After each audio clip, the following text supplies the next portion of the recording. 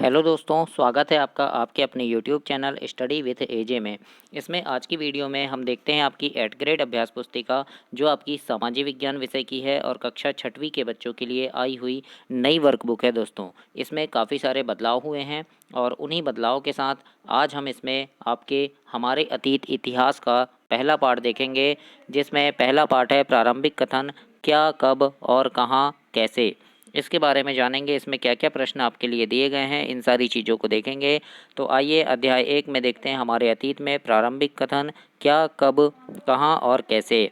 इसमें सबसे पहला प्रश्न दिया है दोस्तों। सबसे पहला प्रश्न है, भारत में लगभग 8000 वर्ष पूर्व किन फसलों को उपजाना प्रारंभ किया कर दिया गया था। तो इसका सही उत्तर हो जाएगा आपका बी नंबर का, गेहूं और जौ। ये जो है ये काफ़ी पहले उत्पादन इनका चालू हो गया था। तो प्रश्न नंबर 1 में आपको इसे लिखना है। दूसरे नंबर का प्रश्न पूछा है, प्राचीन भारत में सामान्य जन द्वारा कौन सी भाषा सामान्य रूप से प्रयोग की जाती थी। तो इसमें आएगा बी नंबर में प्राकृत भाषा। बी नंबर आपका इसमें सही उत्तर हो जाएगा। तीसरे नंबर का प्रश्न है, इसमें पूछा है, पांडुलिपियों, अभिलेखों तथा पुरातत्व में प्राप्त जानकारियों के लिए इतिहासकारों द्वारा किस शब्द का उपयोग किया जाता था। तो इसका सही उत्तर होगा आपका स्रोत, यानी स्रोत का उपयोग किया जाता था। ये बी नंबर आपका सही उत्तर हो जाएगा इसमें। इसी प्रकार से चौथा प्रश्न देखते हैं। चौथे में लिखा है, इतिहास में कोई घटना यदि वर्तमान से लगभग 2700 वर्ष पहले हुई हो तो उसे किस तरह दर्शाया जाता है। तो उसे बोलेंगे हम 2700 ईसा पूर्व, इस प्रकार से बोला जाता है। तो सी नंबर इसमें आपका सही आंसर हो जाएगा दोस्तों। इसी के साथ अब पांचवा प्रश्न देखते हैं। आइए, पांचवें प्रश्न में है, अतीत के बारे में हम कैसे जान सकते हैं। तो इसमें उत्तर में लिखिएगा, अतीत से लिखी गई पुस्तकों को ढूंढकर और पढ़कर हम अतीत के बारे में जान सकते हैं। इस प्रकार से आपको उत्तर में लिखना है प्रश्न नंबर 5 में। इसके बाद छठवां नंबर का प्रश्न है। इसमें पूछा है आपसे, हमें वर्तमान की घटनाओं की जानकारी किन किन साधनों से प्राप्त होती है। तो इसके उत्तर में लिखिएगा दोस्तों, हमें वर्तमान की घटनाओं की जानकारियाँ रेडियो, टीवी, अखबार, मोबाइल आदि के साधन से प्राप्त होती है। इस प्रकार से आपको प्रश्न नंबर 6 के उत्तर में लिखना है। सातवां नंबर का प्रश्न पूछा है, पांडुलिपि से क्या आशय है। प्राचीन काल में पांडुलिपियाँ किस पर लिखी जाती थी। तो इसका उत्तर हो जाएगा, अतीत में हाथ से लिखी जाने वाली पुस्तकों को पांडुलिपि कहा जाता है। प्राचीन काल में पांडुलिपि ताड़पत्रों अथवा हिमालय क्षेत्र में उगने वाले भूर्ज नामक पेड़ की छाल पर लिखी जाती थी। इस प्रकार से आपको 7वें नंबर का उत्तर लिखना है। और दोस्तों, आपकी जो वार्षिक परीक्षा होगी, वार्षिक परीक्षा के पहले चैनल पे मैं काफ़ी सारे वीडियोस लेकर के आता हूं जो जिनमें आपके महत्वपूर्ण प्रश्न होते हैं, परीक्षा में पूछे जाने वाले इंपॉर्टेंट प्रश्न होते हैं जो आपके सभी विषय के होते हैं। तो उन सभी प्रश्नों को जानने के लिए, सभी प्रश्नों को देखने के लिए चैनल को सब्सक्राइब जरूर करना, ताकि आपका पेपर बहुत अच्छा बन सके उन प्रश्नों को पढ़कर, क्योंकि उसमें काफ़ी सारे प्रश्न ऐसे होते हैं जो आपकी परीक्षा में आने वाले महत्वपूर्ण प्रश्न होते हैं, यानी छटे हुए प्रश्न होते हैं। तो उन प्रश्नों को देखकर आप काफ़ी अच्छे नंबरों से पास हो सकते हैं। इसीलिए प्रश्न पढ़ लें, इसीलिए आप चैनल को सब्सक्राइब ज़रूर कर लीजिएगा, ताकि जैसे ही मैं वीडियो डालूँ आपको वीडियो मिल सके और काफ़ी अच्छे नंबरों से आप पास हो सकें। आइए देखते हैं प्रश्न नंबर 8। इसमें लिखा है, शिलालेख एवं अभिलेख में क्या अंतर होता है।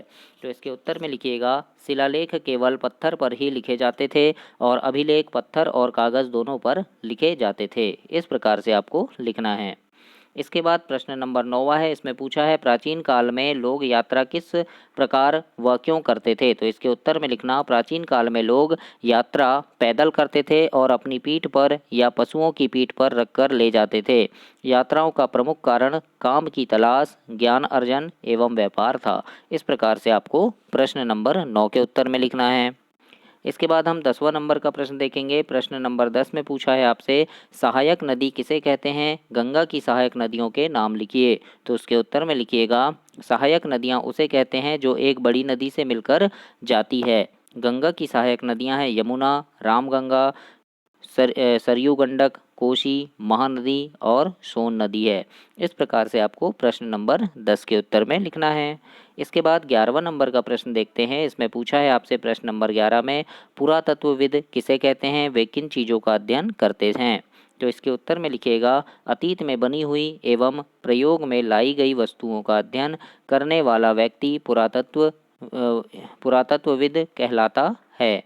पुरातत्वविद पत्थर और ईंट से बनी इमारतों के अवशेषों, चित्रों तथा मूर्तियों का अध्ययन करते हैं। इस प्रकार से आपको प्रश्न नंबर 11 के उत्तर में लिखना है। इसी प्रकार से अब 12वां प्रश्न देखते हैं। प्रश्न नंबर 12 में पूछा है आपसे इतिहासकार किसे कहते हैं, वे किन बातों का अध्ययन करते हैं। तो उत्तर में लिखिएगा इतिहासकार उन्हें कहते हैं जो अतीत का अध्ययन करते हैं, वे अतीत की घटनाओं का अध्ययन करते हैं। अतः इतिहासकार जासूसों की तरह हैं जो अतीत को जानने का प्रयास करते हैं। इस प्रकार से आपको 12वें नंबर का उत्तर लिखना है। अब देखते हैं हम प्रश्न नंबर 13। इसमें लिखा है कॉमन एरा तथा बिफोर कॉमन एरा से क्या आशय है। तो उत्तर में लिखना CE अक्षरों का प्रयोग कॉमन एरा तथा BCE का बिफोर कॉमन एरा के लिए होता है। हम इन शब्दों का प्रयोग इसीलिए करते हैं क्योंकि विश्व के अधिकांश देशों में अब इस प्रकार कैलेंडर का प्रयोग सामान्य हो गया है। इस प्रकार से आपको 13वें नंबर के उत्तर में लिखना है दोस्तों। इसके बाद आगे चलते हैं। प्रश्न नंबर 14 है। इसमें लिखा है दिए गए रेखा मानचित्र में निम्नलिखित को दर्शाना है आपको।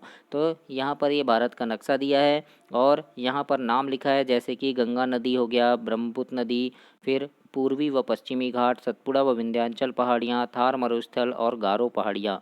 इनको आपको दर्शाना है कि कहाँ कहाँ है। तो देखो यहाँ पर मैंने यहाँ भारत के नक्शे में ये दर्शाया है। ये थार मरुस्थल हो गया, ये गंगा नदी है, फिर सोन नदी, विंध्याचल पहाड़ी और सतपुड़ा पहाड़ी हो गया, ये पश्चिमी घाट है, ये पूर्वी घाट है, ये ब्रह्मपुत्र नदी इधर हो गई और ये गारो पहाड़ियाँ। तो इस प्रकार से आपको भारत के नक्शे में इनको दर्शाना है। तो ऐसे आप इसे कंप्लीट करेंगे दोस्तों। इसके बाद हम प्रश्न नंबर 15 में देखेंगे। 15 में पूछा है आपके घर में कुछ पुराने बर्तन और औजार हों तो उन्हें ढूंढो। अपने माता पिता या दादा दादी की सहायता से इन बर्तनों के नाम, इनका आकार तथा उनमें प्रयुक्त धातु का नाम लिखिए और उनके चित्र पृथक कर कागज में बनाइए। तो ये आपका प्रोजेक्ट कार्य है, इसको आप अपनी नोटबुक में बनाएंगे।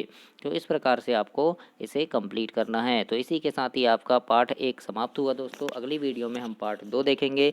तब तक के लिए आप चैनल को सब्सक्राइब कीजिए, वीडियो को लाइक कीजिए और अपने दोस्तों तक भी इसे शेयर कीजिए। धन्यवाद।